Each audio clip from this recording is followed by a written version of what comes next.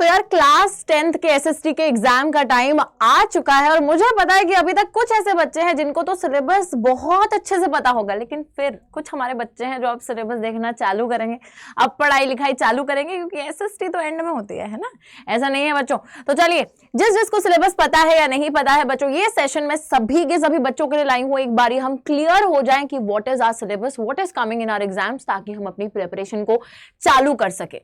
ठीक है, तो जो चीजें हमें एलिमिनेट करनी है, जो इस साल नहीं पढ़नी है, एटलीस्ट हमें पता होना चाहिए कि हमें क्या नहीं पढ़ना चाहिए, ताकि हम अपनी साइड से उन चीजों पर कॉन्सेंट्रेट कर सके जो हमें पढ़ना है, असलियत में पढ़ना है। फटाफट से आ जाते हैं इस बारी बच्चों। हम लोग देख सकते हैं कि हमारे हिस्ट्री के अंदर क्लास 10th हिस्ट्री में पूरा chapter the rise of nationalism in Europe भी आ रहा है, नेशनलिज्म इन इंडिया भी आ रहा है, उसी के साथ हमारा print culture and the modern world भी आ रहा है। ये 3 चैप्टर तो पूरे के पूरे आ रहे हैं, पर जो आपका तीसरा चैप्टर है the making of a global world, उसमें सिर्फ और सिर्फ जो स्टार्टिंग का टॉपिक है प्री मॉडर्न वर्ल्ड से लेकर कॉन्क्वेस्ट, डिसीज और ट्रेड तक, सिर्फ उतना सा ही टॉपिक आ रहा है।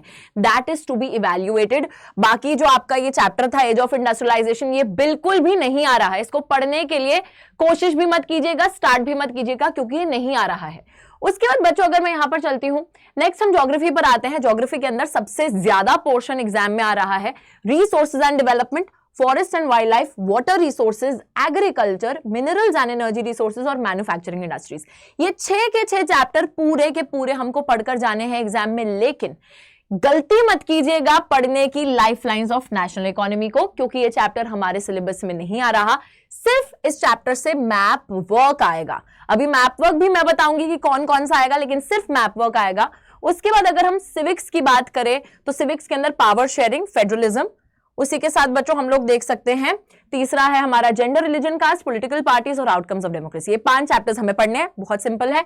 उसके बाद इको के अंदर चैप्टर है डेवलपमेंट, डेवलपमेंट के बाद sectors of the Indian economy, money and credit. ये 3 तो पूरे आ रहे हैं, बट फिर यहां पर भी वही ग्लोबलाइजेशन के अंदर सिर्फ 2 टॉपिक्स आ रहे हैं। व्हाट इज ग्लोबलाइजेशन, जो इतना चुन्नू सा टॉपिक है, और दूसरा topic factors that have enabled globalisation. बस अगर क्वेश्चन बन सकता है सिर्फ इन 2 टॉपिक से बन सकता है और कुछ भी नहीं आएगा।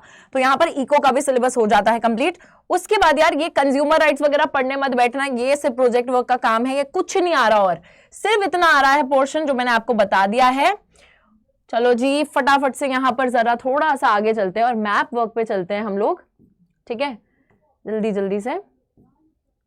ऑल राइट, अभी जरा मैप आइटम्स को देख लेते हैं कि मैप आइटम्स कौन कौन सी आ रही हैं। प्लस बच्चों एक डिफरेंस होता है, कुछ क्वेश्चन है सिर्फ आइडेंटिफाई करने के। आइडेंटिफाई का मतलब जगह ऑलरेडी मार्क्ड होगी, आपको सिर्फ बताना है कौन सी जगह है। लेकिन दिक्कत वहां आती है जहां लोकेट भी करना होता है, लेबल भी करना होता है, ढूंढना भी खुद है कहां है वो जगह, और फिर उसको लेबल भी करना है। तो ये भी जो है क्लैरिटी एक बारी ले लेते हैं। हिस्ट्री में जो सारा का सारा मैप वर्क आएगा बच्चों, याद रखिएगा कि ये सारा का सारा मैप वर्क जो आता है, दोनों जगहें मार्क्ड होती हैं। यहां पर हमें सिर्फ आइडेंटिफाई करना होता है। तो यहां पे कांग्रेस सेशन है 3, कैलकाटा का 1920 का, 1920 नागपुर और 1927 मद्रास का सेशन। ठीक है, ये 3 अच्छे से हम लोग देख लेंगे, हमें पता है मैप में कहां पर कैलकाटा है, कहां नागपुर है, कहां मद्रास है। अच्छे से इनके ईयर भी याद कर लेना। 3 सत्याग्रह मूवमेंट है, खेड़ा, चंपारण और अहमदाबाद की, जो कि चैप्टर के बिल्कुल शुरुआत में हम पढ़ लेते हैं। हमें पता है कि खेड़ा जो है और अहमदाबाद जो है, ये दोनों ही गुजरात में आएंगे, चंपारण बिहार में आएगा, जलियांवाला बाग और दांडी मार्च। बस इसके अलावा हिस्ट्री के मैप वर्क में कुछ नहीं है। 2 नंबर फ्री के हैं, तो ये वाला मैप वर्क जब हम याद कर लेंगे 2 नंबर हमारे जो है एग्जाम में आ जाएंगे। दिक्कत यहां पर आती है ज्योग्राफी के मैप वर्क में, जो कि मेजर सॉइल टाइप्स को आइडेंटिफाई करना आ सकता है। तो हाईलाइटेड होगा वो सॉइल टाइप और बताना होगा कि भाई ये कौन सा सॉइल टाइप है। तो बहुत सिंपल मैप वर्क है, 5 मिनट में तुम ये कंप्लीट कर सकते हो। फिर है वाटर रिसोर्सेज, यहां थोड़ी सी दिक्कत है क्योंकि यहां पे लोकेट और लेबल करने की बात आ गई है। तो हमें पता होना चाहिए कि जो सारे डैम्स है ये कौन सी नदी पे सिचुएटेड है, कौन से स्टेट में मौजूद है, ताकि हम इनको इजीली लोकेट और लेबल कर सके।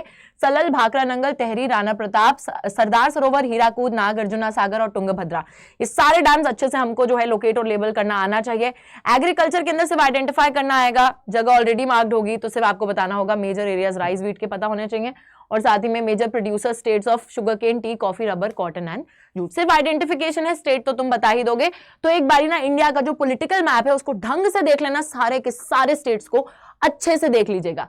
उसके बाद बच्चों यहाँ पे मिनरल्स एनर्जी रिसोर्सेज के अंदर ये वाला सिर्फ आइडेंटिफाई वाला पोर्शन है, आयरन और माइंस वाला, कोल माइंस वाला और ऑयल फील्ड। तो आइडेंटिफाई का क्या मतलब है, जगह ऑलरेडी मार्क्ड होकर आएगी, तुम्हें सिर्फ बताना है कि कौन सी जगह है, तो ये आइडेंटिफिकेशन है, ठीक है, सिंपल। उसके बाद लोकेट और लेबल करने में पावर प्लांट्स है। थर्मल पावर प्लांट नाम रूप पता होना चाहिए कहां है, सिंगरौली, रामागुंडम, उसी के साथ साथ न्यूक्लियर पावर प्लांट जो 4 हैं, नरोरा, काकरापारा, तारापुर और कलपक्कम, ठीक है। तो ये वाले हमारे लोकेट और लेबल करने के लिए आएंगे, इनको हमें ज्यादा अच्छे से पढ़ना है और ज्यादातर यही आते हैं ज्योग्राफी में, लोकेट और लेबल वाले ही ज्यादा आते हैं, आइडेंटिफिकेशन वाला कम पोर्शन आता है ज्योग्राफी में, मैंने नहीं देखा कभी आइडेंटिफिकेशन वाला। चलो, मैन्युफैक्चरिंग इंडस्ट्रीज के अंदर भी लोकेट और लेबल करने की बात करी गई है, कॉटन टेक्सटाइल इंडस्ट्रीज और सॉफ्टवेयर टेक्नोलॉजी पार्क्स और आयरन स्टील प्लांट्स कहां पे हैं, अच्छे से इनको लोकेट लेबल करना सीखना है। और साथ ही में लास्ट में लाइफलाइंस ऑफ नेशनल इकोनॉमी से एक तो मैप वर्क आता ही आता है, चाहे वो तुमसे मेजर सी पोर्ट्स पूछ लें या मेजर एयरपोर्ट्स पूछ लें, ठीक है। तो हमारे इंटरनेशनल एयरपोर्ट्स या सी पोर्ट्स, कांडला, मुंबई, मारमागांव, न्यू मैंगलोर, कोची, टूटिकोरिन, चेन्नई, विशाखापट्टनम और पारादीप, हल्दिया। यार ये ना एक ही लाइन में, कोस्ट लाइन में आपको दिखेंगे, तो यहां से आप शुरू करोगे वेस्टर्न साइड से ईस्टर्न साइड पे, पूरा का पूरा पता होना चाहिए। उसके बाद बहुत इजी है, ये वाला इजी मैप वर्क है। फिर ये इंटरनेशनल एयरपोर्ट्स भी हमारे 1 2 3 4 5 6, बस 6 ये एयरपोर्ट्स हैं, इनको अच्छे से याद कर लेना। अमृतसर में कौन सा है, दिल्ली में कौन सा है, मुंबई में कौन सा है, चेन्नई, कोलकाता, हैदराबाद, कहां पे कौन सा एयरपोर्ट है, किस तरीके से मार्क करेंगे, बस, ठीक है। तो यही है हमारा सिलेबस, इसके अलावा हमें और कुछ भी नहीं पढ़ना है। तो अभी इसी पे फोकस करते हैं और मिलते हैं हमारे अगले सेशन में और शुरू करते हैं यार एसएसटी की तैयारी। इस तरीके की तैयारी करेंगे कि इस बारी बोर्ड के पेपर को डरा देंगे, हमें नहीं डरना, पेपर डरेगा, ठीक है। So I will see you guys in the next session, take care, bye bye.